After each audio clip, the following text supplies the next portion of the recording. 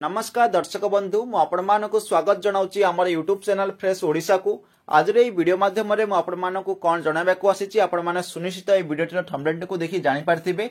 आज रे वीडियो माध्यम रे मु आपण मानकु जणाइबी जदि आपण माने छात्र छात्री अछंती ताले आपण को गोटे स्कॉलरशिप मिलुची तो से स्कॉलरशिप ऊपर आज रे वीडियो रे डिस्कशन करबा। तो चलंतु आज रे वीडियो को आरंभ करबा एवं स्कॉलरशिप टी कोन रहिची से विषय रे डिटेल्स से जानि नेबा।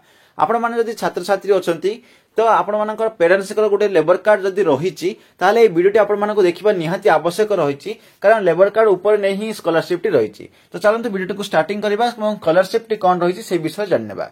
सर्वप्रथम आपण मानको कहूची ए स्कॉलरशिप पाइबा को हेला आपण मानको लेबर कार्ड रहिबा आवश्यक।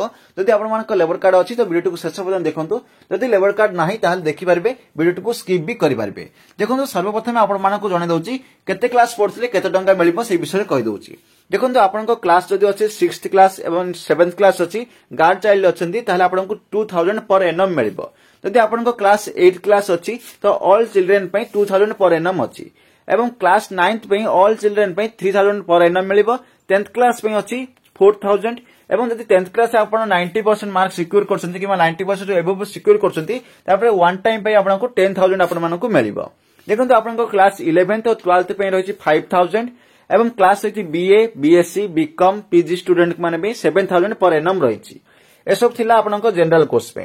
देखंतु BTech MCA MBA BRS MRS फिर देना एमटेक एमएससी बी फार्मा करे बाद होटल मैनेजमेंट एवं अन्य सर्विस पे मेडिकल सर्विस जति भी रही गवर्नमेंट कॉलेज जदि आपण करछंती ताहले आपनको 40000 पर एनम मिलिबो। जदि आपण मानक लेबर कार्ड अछि ए सब कोर्स करछंती ताहले आपनको वर्ष को 40000 टंका मिलिबो। भाई पारंतु ए जरिया रे आपण माने केते को फायदा मिलुची।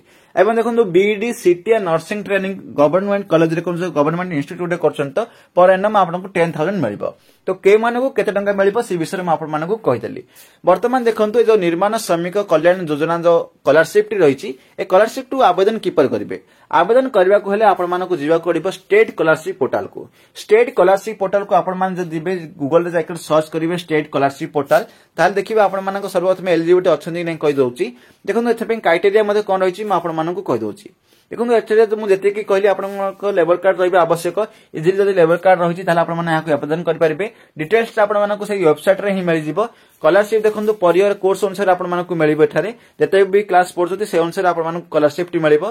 तो निर्माण श्रमिक कल्याण योजना स्कॉलरशिप रहिची तार लास्ट डेट एप्लाई आसी 30 सेप्टेम्बर 2024।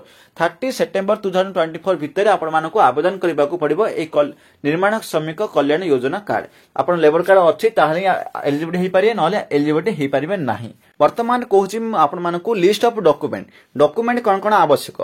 देखंतु मार्कशीट आवश्यक certificate of last qualifying exam रा आवश्यक आधार कार्ड आवश्यक आपण मानको बीओसी आईडी कार्ड आवश्यक फास्ट पेज बैंक खाता आवश्यक रहइबो कॉलेज आईडी कार्ड आपनको आवश्यक रहइबो जोटा कि आपण कॉलेज रो अथॉरिटी अनुसार इश्यू होइतिबो। एतिके आपण मानको दरकार पड़िबो डॉक्यूमेंट हिसाब रे।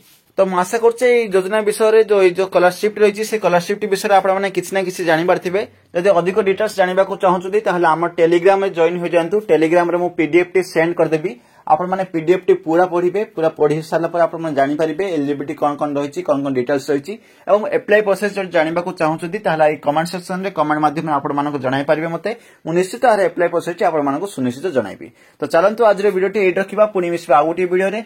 जदि वीडियो टी भल लागथाय वीडियो को लाइक करंतु शेयर करते एवं सब्सक्राइब करंतु एवं मु शेषर कहि वीडियो रे कमेंट सेक्शन रे कमेंट कर जणांतु वीडियो टी भल लागला कि नाही। जदि खराब लागुछि ताहाले मते जणांतु जदि भल लागुछि ताहाले मते जणांतु। तो चलंतु वीडियो टी एट रखिबा पुनी मिसबा आ गोटी वीडियो रे आ गोटी टॉपिक को नै से बंद विदा दियंतु। जय हिंद वंदे मातरम।